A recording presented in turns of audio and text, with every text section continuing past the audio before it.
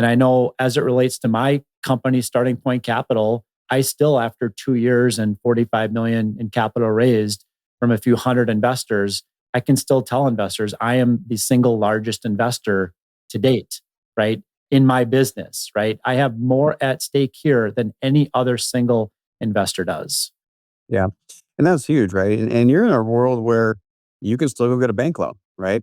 For certain projects. But even banks are like, well, yeah, that's great, but we're only putting in 60 or 70% of the total value. Where's the other 30 or 40% coming from? You better have it, right?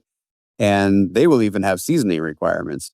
If you say, oh, well, yeah, don't worry, we'll bring in the money and the money will be there and we'll take care and we'll pay for it, and say, well, whose money is it? Oh, if you lie and say it's yours, which we know that when you're putting in, when you're doing a real estate deal, if you have a fund and the money's coming from a fund, it's not your money. It's generally, investors or a pool. There might be some of it that's yours.